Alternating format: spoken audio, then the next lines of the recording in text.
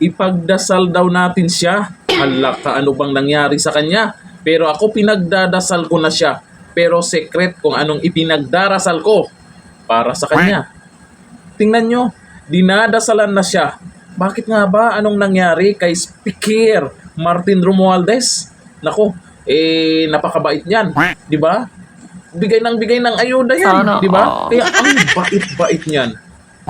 Ewan ko lang kung anong dahilan ha. Pero titingnan po natin, basahin po natin dito sa post po kung anong dahilan. Dasal kontra disturbance ng kaluluwa. Nako, anong meron? Viral ang larawan kung saan taimtim na ipinagdarasal si Speaker Romualdez. Nako, taimtim. Nako po, sana naman sa makapanood ng video na to, ipagdarasal nyo rin si Speaker Martin Romualdez. Ako na ang nakikiusap sa inyo. Ipagdarasal nyo rin. Kasi ako pinagdarasal ko na siya. Pero ulitin ko, secret kung ano yung ipinagdarasal ko para sa kanya. Patuloy natin. Hindi malinaw kung may karamdaman o anong dahilan ng pray-over. Pero sa timing, mukhang preemptive. Tila pangontra sa spiritual disturbance dulot ng ibinasurang impeachment. Naku, Duterte na naman. At binuksang flood control proof. Naku po. Sa tingin lang po nila, ito po ay opinion lang, pero ay hindi po natin alam kung ano talaga yung dahilan. Anong klaseng kaluluwa yung sinasabi nila. Kayo, ipagdarasal nyo rin ba? Si Tamba? Ano kaya yung pwede nyong ipagdarasal para sa kanya? Viral po ang picture na yan. Eto pa. Ayan yung mga ginagawa sa kanya. Talaga makajus talaga itong mga congressman natin no? Sino man yung nagsasabi na sabi nila buhaya, kurap at kung ano pa. Makajus naman pala. Kayo talaga. Ito po, tingnan po natin yung mga komento ng mga netizens kung anong masasabi nila sa nakikita nila o kung ipagdarasal din ba nila. Sabi ni Reg Suarez, sinaniban ba yan? Nagtatanong lang naman yan kung sinaniban ba. Hindi ba naman Reg Suarez? Kayo naman. Sabi ni Arto Labing, pray over, takot na takot sila kay Marcoleta kasi hindi nila mahawakan sa leeg. Lagot kayo mga crooks. Yan po ay napakaganda pong nangyari po dyan sa Senado na naibigay kay Marcoleta ang chairmanship sa Blue Ribbon Committee.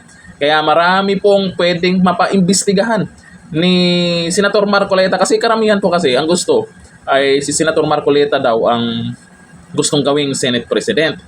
Pero mas maganda po ang nangyari. Siya yung hahawak diyan sa Blue Ribbon Committee kasi itong mga magna na kailangang imbestigahan ay mapapaimbestigahan at alam natin hindi kagaya sa isang senador nakaraan yung sa PCSO pinaimbestigahan tapos bandang dulo tatameme na lang.